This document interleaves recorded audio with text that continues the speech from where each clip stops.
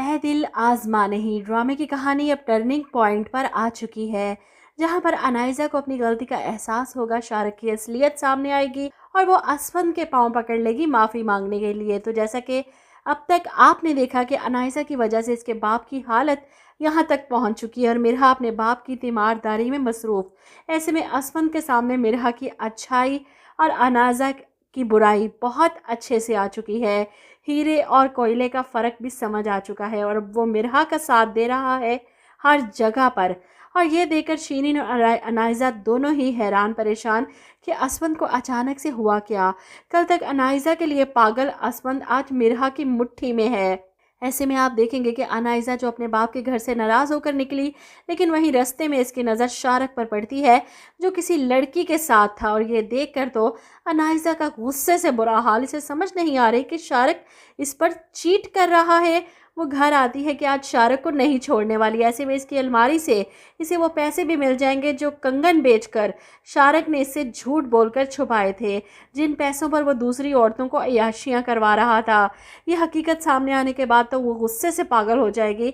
शारक के सामने आते ही ना सिर्फ इस पर हाथ उठाएगी बल्कि इस पर चीखे चिल्लाएगी कि तुम इतने घटिया इंसान हो, मेरे पैसों पर दूसरी औरतों के साथ चक्कर चला रहे हो, अय्याशियाँ कर रहे हो। और जब शाहरुख को पता चलता है कि अब तो अनाइज़ा के सामने इसकी हकीकत आ गई है, तो वो भी इस पर हाथ उठाता है, इसे थप्पड़ मारता है और चिल्लाता है कि दोबारा अगर मुझ पर हाथ उठाने की कोशिश की तो बदले में चमाट नहीं मारूंगा, सीधा गला दबा दूंगा तुम्हारा। क्योंकि शाहरुख को यकीन हो चुका है कि इस लड़की से अब कुछ नहीं मिलने वाला। इसका बाप तो इसकी शक्ल भी नहीं देखना चाहता और अब इस लड़की का वजूद मज़ीद बर्दाश्त नहीं हो रहा। इसलिए शारक अपनी हकीकत इसके सामने खोलता है कि तुम जैसी मगरूर लड़की से मोहब्बत करना तो दूर की बात, तुम्हें तो कोई बर्दाश्त भी ना करे। असफन तो फ़ायदे में रहा मिरहा से शादी करके, वरना तुम जैसी लड़की उसकी भी ज़िंदगी बर्बाद कर देती जैसी मेरी कर दी है। अनाइज़ा इतनी जल्दी अपनी खुशफहमी के ख़त्म हो जाने के बाद ज़ख्मी चेहरा लिए अपने सामान पैक करती है, रोते हुए घर छोड़कर जा रही है। जब शारक की माँ और बहन इसे रोकने की कोशिश करती हैं कि इस तरह तो सब हाथ से चला जाएगा, सारा जेवर पैसा सब कुछ। माँ अनाइज़ा से कहती है तुम ऐसे कैसे घर छोड़कर जा सकती हो, शारक रोक इसे। माँ के कहने पर शाहरुख इसे कहता है तुम तो प्यार करती थी ना मुझसे।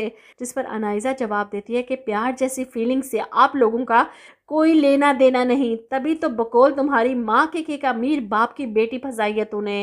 वो अपना सामान उठाती है और इनके रोकने पर भी नहीं रुकती और अपने बाप के घर पहुंच जाती है। और वहीं असफन जो मिरहा के लिए गजरे लेकर आया था, मैं ये लेकर आया हूँ तुम्हारे लिए। मिरहा की तो आंखें चमक जाती हैं, गजरे मुझे बहुत पसंद है। ऐसे में असफन ये गजरे मिरहा के हाथों पर पहनाता है और ऐन इसी वक्त अनाइज़ा वहाँ आ जाती है और ये सब देखकर इसे शदीद जेलसी होती है। और इसी वक्त वो असफन के पाँव पकड़ लेती है। तुम्हारा दिल तोड़कर गई थी ना असफन, देखो अपना टूटा दिल लेकर तुम्हारे सामने खड़ी हूँ, माफ़ कर दो मुझे, बहुत बड़ी गलती हो गई मुझसे। मैं शारक की असलियत समझ ही नहीं पाई, इसके धोखे में आ गई। इसे इस तरह करते देख मिरहा हैरान और असफन भी एकदम से पीछे हटता है, ये क्या कर रही हो तुम। लेकिन अब अनाइज़ा की असलियत असफन के सामने आ चुकी है और ये भूल है अनाइज़ा की कि वो मिरहा को इसकी ज़िंदगी से निकाल कर इसकी जगह ले सकती है। शीरीन बेगम तो अपनी बेटी की हालत देखकर ही तड़प जाती हैं। क्या हुआ तुम्हें, किसने किया है तुम्हारे साथ ये हाल। जिस पर अनाइज़ा रोते हुए अपनी माँ से कहती है आप ठीक कह रही थी, वो बिल्कुल वैसा है जैसा आप कहती थी, और बजाय शर्मिंदा होने के इसने मुझ पर हाथ उठाया। शीरीन बेगम ये कैसे बर्दाश्त करेंगी। जाहिर सी बात है शारक और इसके घर वालों को पुलिस के हवाले करने की कोशिश करेंगे, लेकिन बदले में शारक के पास भी बहुत बड़ा सबूत है अनाइज़ा को ब्लैकमेल करने का, गुल के कत्ल का इकबाल जुर्म, जिसके ज़रिए वो ना सिर्फ शीरीन बेगम बल्कि अनाइज़ा दोनों को ही ब्लैकमेल करके खूब सारा पैसा निकलवा सकता है।